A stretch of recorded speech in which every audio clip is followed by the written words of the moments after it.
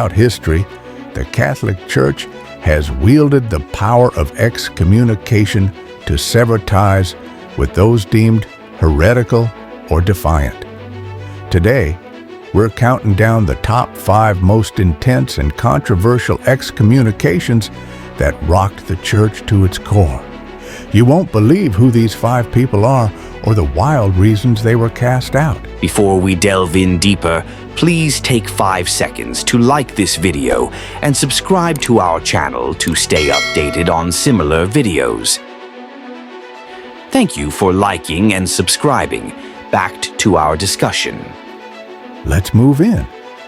Number 5 on our list is Juan Peron. Imagine being so powerful that even the Pope says, "Enough, you're out." That's exactly what happened to Juan Peron, the charismatic and polarizing former president of Argentina. In 1955, he didn't just ruffle a few clerical feathers, he took on the entire Catholic Church in a showdown that stunned the world. Peron was a larger-than-life figure, a military officer turned populist leader.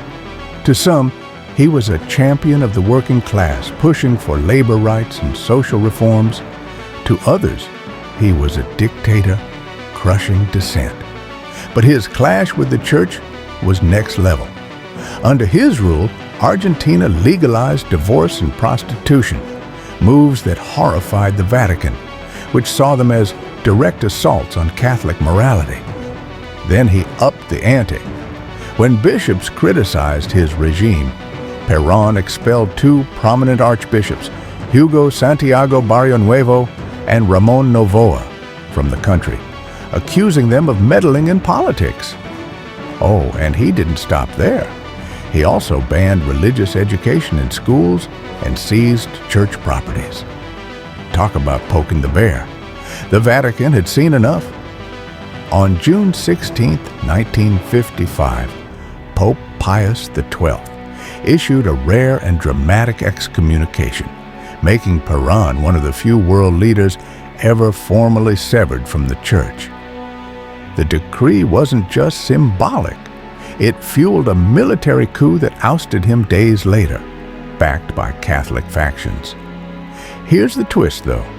Years later, after Peron returned to power in 1973, the excommunication was quietly lifted through diplomatic back channels, possibly to smooth relations with Argentina. History isn't always black and white, and neither was Peron's legacy. Number 4 on our list is Queen Elizabeth I. What if I told you one letter from the Pope nearly got Queen Elizabeth I assassinated? That's how explosive her excommunication was, turning a royal spat into a life-or-death saga. In 1570, Pope Pius V dropped a bombshell. He excommunicated Elizabeth, England's Virgin Queen, with a papal bull called Regnans in Excelsis. Why?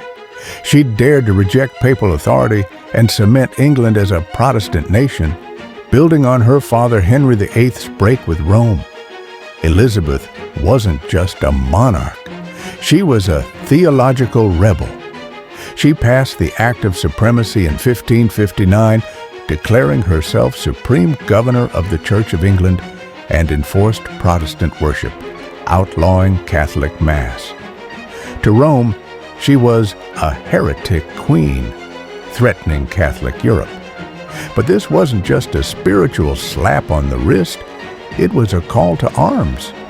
The Pope's decree branded her a servant of crime and absolved English Catholics of loyalty to her, hinting that her overthrow or even assassination was a holy act. The fallout? Catholic plots multiplied, including the Ridolfi plot of 1571 to kill her and install Mary, Queen of Scots. It also emboldened Spain's Philip II to launch the Spanish Armada in 1588, a failed invasion tied to her excommunication. Elizabeth's spies thwarted many attempts on her life, but the tension was relentless. Yet she triumphed. Ruling for 44 years until 1603, Elizabeth turned England into a global powerhouse, outlasting the Pope's wrath. Her golden age, think Shakespeare and naval victories, proved she was unbowed. Excommunication tried to erase her. Instead, it etched her into history as one of the greatest monarchs ever. Number 3 on our list is Martin Luther. Did you know one man with a hammer and a piece of paper rewrote the course of history? That man was Martin Luther, and his excommunication didn't just end his Catholic ties, it ignited a revolution that split Christianity in two. It all kicked off on October 31st, 1517, when Luther, a German monk and theology professor, nailed his 95 theses to a church door in Wittenberg. This wasn't a quiet protest. Those theses were a fiery critique of the church, especially its sale of indulgences, where people paid for forgiveness of sins. Luther called it corruption, accusing clergy of exploiting the faithful for profit, like a medieval pay-to-pray scheme. He also questioned papal authority, arguing Scripture, not Rome, was the ultimate truth. The church tried debating him at the 1519 Leipzig Disputation, but Luther only grew bolder, burning papal books by 1520. Pope Leo VI had enough. On January 3, 1521, Luther was formally excommunicated via the Bull de Set Romanum Pontificem after refusing to recant at the Diet of Worms. Branded a heretic, he faced potential execution, but he didn't flinch. Protected by German princes, Luther translated the Bible into German, making it accessible to the masses for the first time, and fueled the Protestant Reformation. His ideas birthed Lutheranism, inspiring millions to break from Rome. Excommunication aimed to silence him. Instead, it amplified his voice.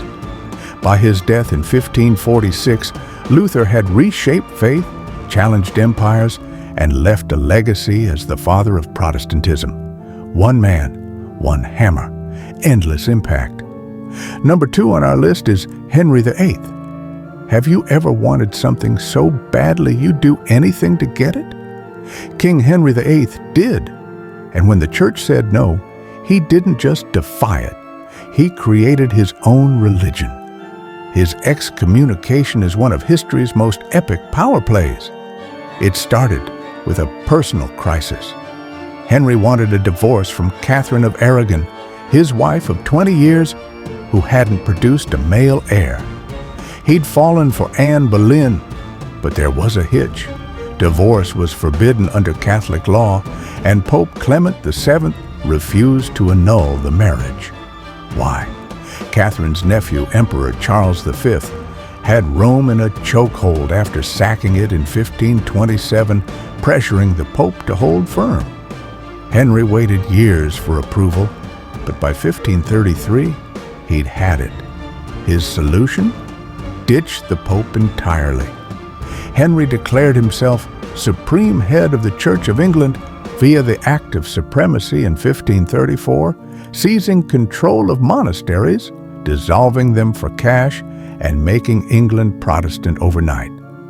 He married Anne Boleyn, and later 4 more wives, defying Rome at every turn. Pope Paul III retaliated in 1538 with a formal excommunication, delayed from 1533 due to political wrangling, cutting Henry off from the church he'd once defended. He'd even earned the title Defender of the Faith in 1521 for opposing Luther. Henry didn't blink. He ruled until 1547, leaving England a Protestant nation. The Church of England still thrives today, all because one king refused to hear no. His excommunication wasn't a defeat. It was a dynasty-defining win. And finally on our list is Richard Williamson. Some excommunications are about power or defiance. This one? It's a modern scandal so shocking the Vatican had to act. twice. Meet Richard Williamson, the bishop whose double excommunication is one of the wildest tales in recent church history. It began in 1988 when Williamson, a British member of the ultra-conservative Society of St. Pius X SSPX, rejected Vatican II reforms like interfaith dialogue and modern liturgy. Alongside 3 others, he was illicitly consecrated a bishop by Archbishop Marcel Lefebvre without papal approval, a grave offense.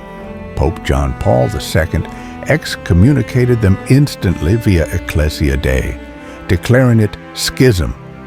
Most would have faded into obscurity, but not Williamson. In 2009, Pope Benedict XVI lifted his excommunication to reconcile with SSPX, only for disaster to strike. Days later, a 1980s interview resurfaced where Williamson denied the Holocaust, claiming gas chambers didn't kill millions of Jews. Only 200,000 to 300,000 died naturally. Outrage erupted globally. Germany fined him, Jewish leaders condemned him, and the Vatican, blindsided, said his views weren't known beforehand. Then, in 2015, he defied Rome again, consecrating another bishop, illicitly, in Brazil. The Vatican struck back, re-excommunicating him on October 24, 2015, via the Diocese of Regensburg's confirmation of Latae Sententia excommunication. Twice cast out, Williamson remains a pariah.